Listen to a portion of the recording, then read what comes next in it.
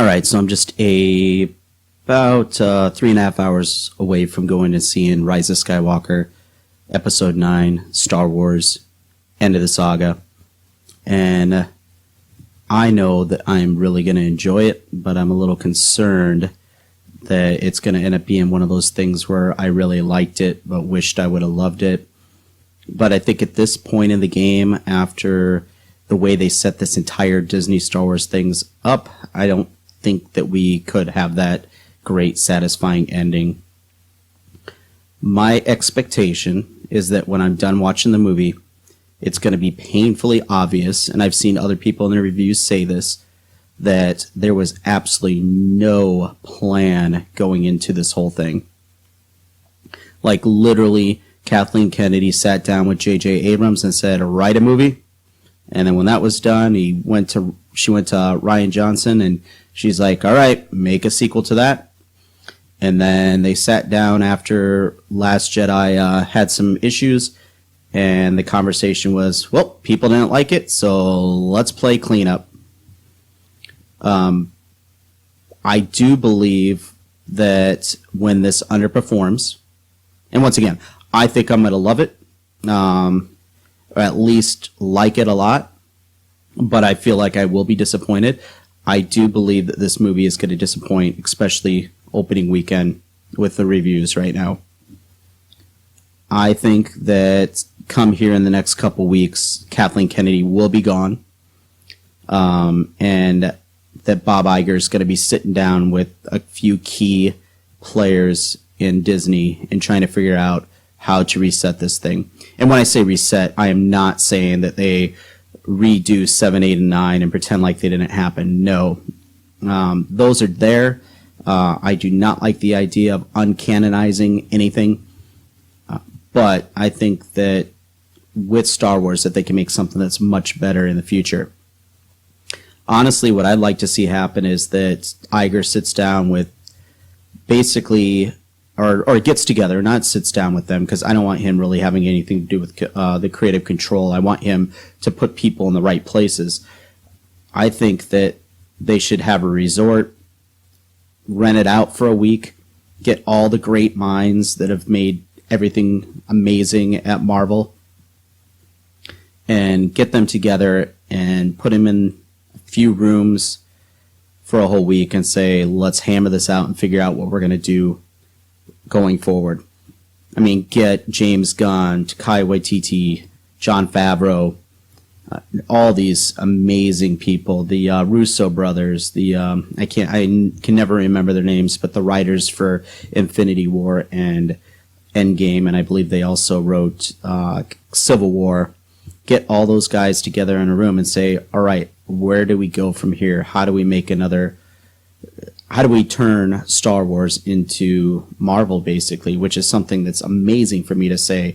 Because 3 or 4 years ago, if you told me that I was going to be 10 times more excited for the ending of an era of Marvel than I was for Star Wars, I would have told you were crazy. But I'm not as excited going into tonight as what I was back in May with Endgame. I'm still excited, don't get me wrong, and like I said, I want to make it very clear. I'm not going to be one of those guys that says, oh, Rian Johnson ruined the whole thing for me. Because I'm not one of those stupid fanboys like that. I like Last Jedi. Just felt disjointed. It didn't feel like it was part of a trilogy. That's my only problem with it. But I think that the last two pieces of this thing has to be George Lucas and Kevin Feige spearheading whatever creative direction.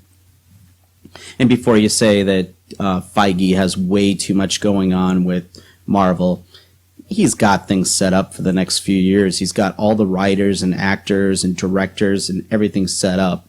I mean, as far as I can tell, what he really has to do is read over some scripts, and even then, he doesn't have to read them over as thoroughly, and he probably doesn't have to put as much thought into them as what he did in the beginning, because he trusts the people involved with these other mini franchises, you know, the Ant-Mans and the Thors and all that.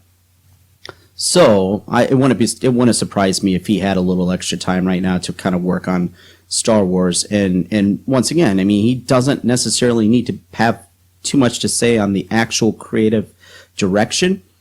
I think he just needs to try to build this, I would say, atmosphere of, teamwork that he's built within Marvel. What he did with Marvel is just so amazing.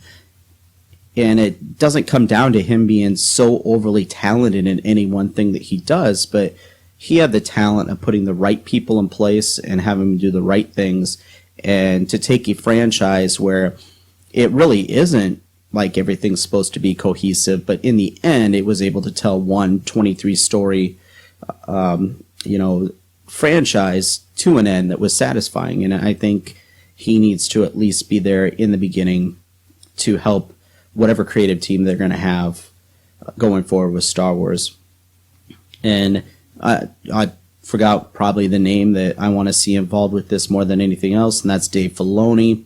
Even though his 2 episodes of The Mandalorian were 2 of the weakest ones in my opinion, I think he's another one of those storyteller-wise who, when he's working with other people, I think he could just do pretty amazing. And he's like George Lucas 2.0, a guy that's can kind of get into George's head and tell good stories, but he also can write a script.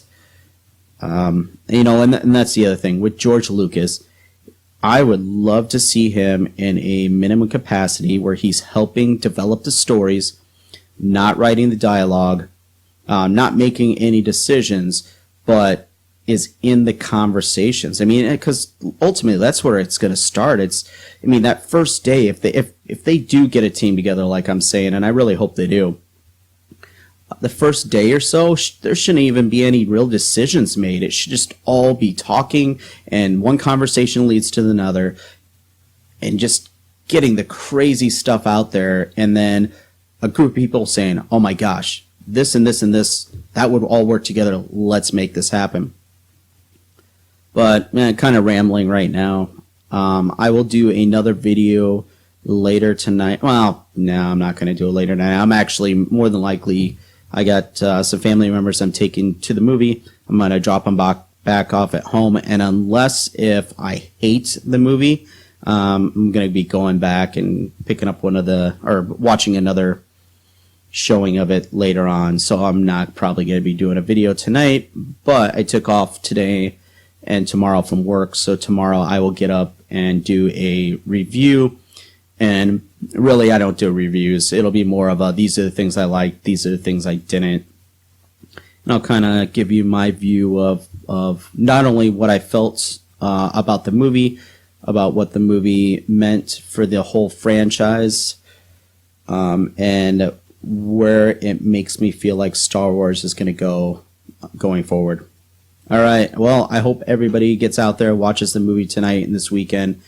Hopefully it makes enough money to where it doesn't, really push movies off into the far future.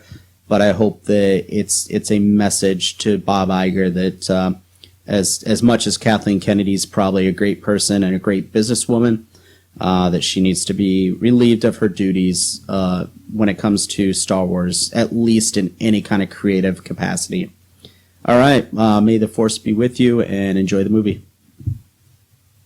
Thank you to everyone who has watched our videos. We are really enjoying making these. If you'd like to support our continued efforts, please subscribe and follow. You can also check out my novel, For a Cry from the Shadows. There's a link in the description below. Have a great day, and may the Force be with you.